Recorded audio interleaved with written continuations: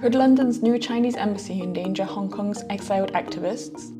London is getting a new Chinese embassy. It will occupy 20,000 square meters, making it the largest of its kind in Europe when it's opened. But prominent Hong Kong pro-democracy activists who escaped Chinese crackdowns told DW that they are worried it will put them in danger.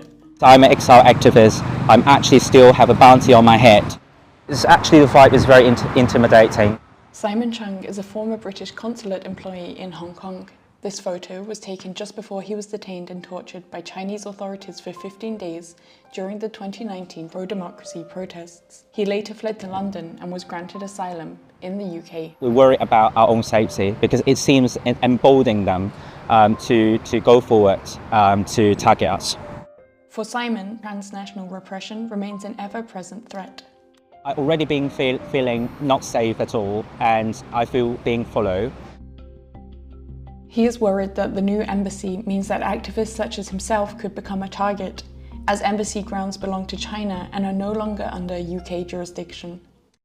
You have seen that some senior diplomats, even the Consul General, with their staff, can draft protesters on their grounds and beat them. Hong Kong democracy activist Carmen Lau also agreed to meet with DW. A former elected district councillor in Hong Kong, she fled to London in 2021.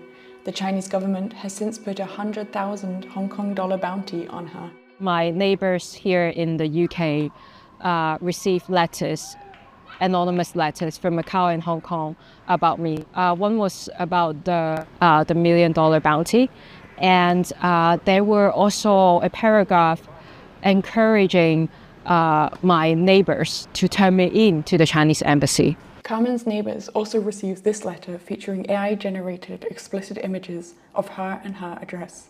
There were 5 images with my face on it of, sexual acts and portraying me as a sex worker.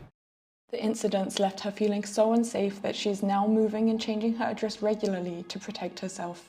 I still also receive, death threats and rape threats as well, and there were numerous phishing and hacking attempts on every of my accounts. She's worried that a new and larger embassy could increase targeted harassment of her and other exiled Hong Kongers.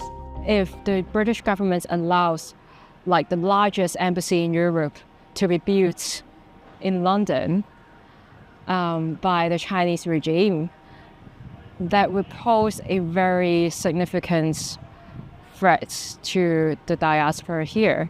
It means that it allows more personnel to be, to be operated under the umbrella of the Chinese embassy. For Carmen, even joining the protests against the embassy came with apparent attempts to scare her into silence. Just 3 days after, my aunt and my uncle back home were being taken to the police station for interrogation in Hong Kong by the National Security Police. The United Kingdom gave China's new embassy plan the green light in January 2026.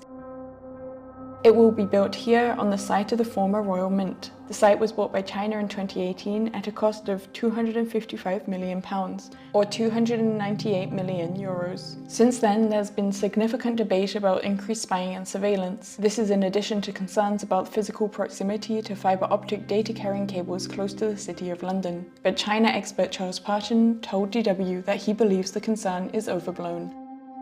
Given the way the Chinese like to keep the control of their people, it's got to be very big because most people will be living on site. That doesn't give you a lot of choice in London. This is the last place that you'd put someone if you snatch them off the streets, because the embassies tend to be subject to considerable surveillance.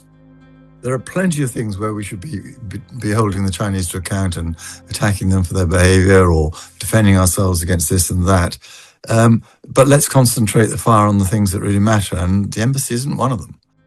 But for Simon Chung, it's the very symbolism of the soon-to-be building that leaves him fearful.